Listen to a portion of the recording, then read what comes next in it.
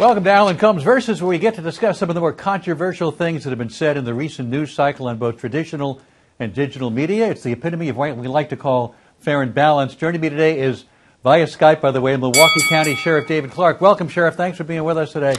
Thanks for having me, Alan. After the debate, you said you think the Democrats are whoring for votes. Don't only Democrats whore for votes? I know Democrats whore for votes. Look, I'm an elected official. There's a difference between earning somebody's vote, asking for their vote, and pandering for their vote. What the Democrats have done to keep the black vote being monolithic is they got to keep them on the plantation. In other words, they have to get them to vote Democrat. Any 1 or 2 5-point shave off their monopoly of the black vote would mean electoral defeat, and they know it. But don't blacks vote Democratic voluntarily, or are they just not? Are you saying they're ignorant? They don't know what's best for them, and that's why they vote Democratic? No, I don't say they're ignorant at all, but they are being enslaved mentally. Look, this emotional appeal by Democrat candidates. You can't make it, black people, without us. If you vote for somebody else other than a Democrat, all of your entitlements will be taken away. All of the free stuff we give you will be taken away. That is a very debilitating You're accusing black people of voting simply in order to... Sir, you're accusing black people of voting only to get free stuff.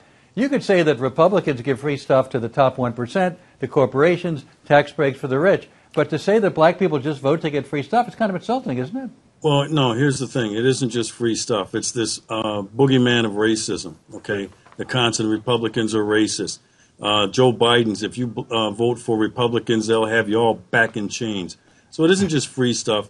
It's this constant misinformation, if you will, this false narrative that racism and discrimination are still institutional in America. That is not true. That opportunities for black people are limited in America. Well, that used to be the case, Alan. That is no longer the case in the United States. Well, it's not true. We have a black president. But let's look at something you said to Jeanine Pirro on Jeanine Pirro show on Fox News. You said, I'm tired of hearing people call these people black activists. You're talking about the Black Lives Matter movement. They're not activists. This is black slime. It needs to be eradicated from the American society and American culture. Eradicate the black people, the Black Lives Matter movement, eradicate them? What does that mean? No, not eradicate the black people. Eradicate this false narrative. Let's take a look at who makes this group up. You have black racialists, you have cop haters, you have anarchists, you have the criminal element, and then you have some leftovers from the Occupy movement. It is a conglomeration of misfits selling a false narrative that is the offshoot of the hands up, don't shoot movement, which we all know now is a lie. So I consider this movement illegitimate because it was based on a lie, and therefore, like I said, I find it an illegitimate movement. Well, you can say nothing, that. Alan, nothing that they say in terms of the police use of force and police are racist and police shoot black men in inordinate numbers.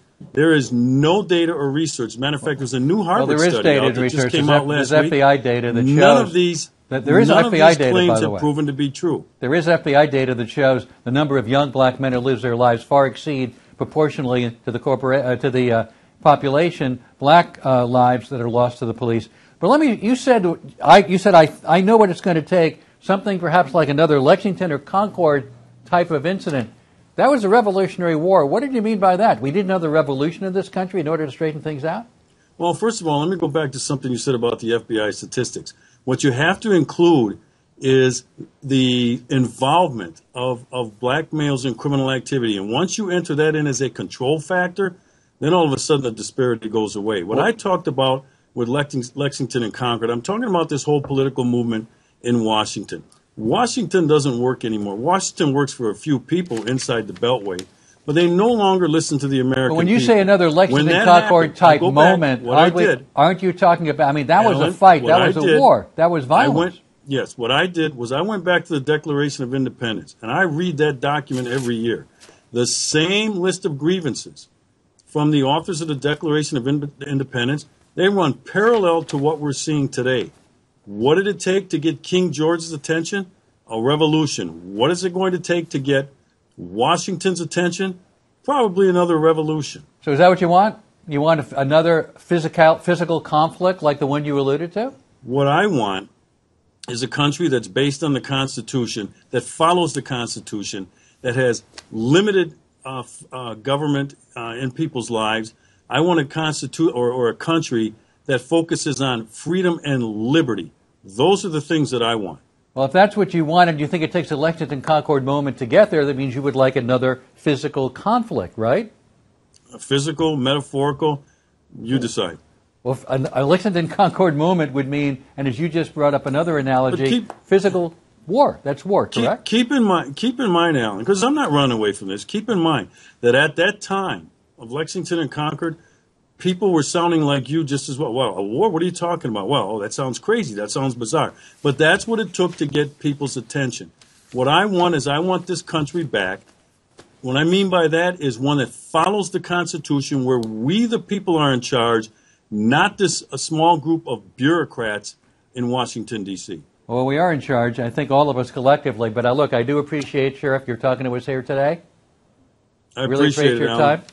Thanks very much for being with us. Thank you for watching another edition. And don't forget, you can follow Sheriff Clarke on Twitter at Sheriff Clarke. I'm Alan Colmes. Thanks for watching.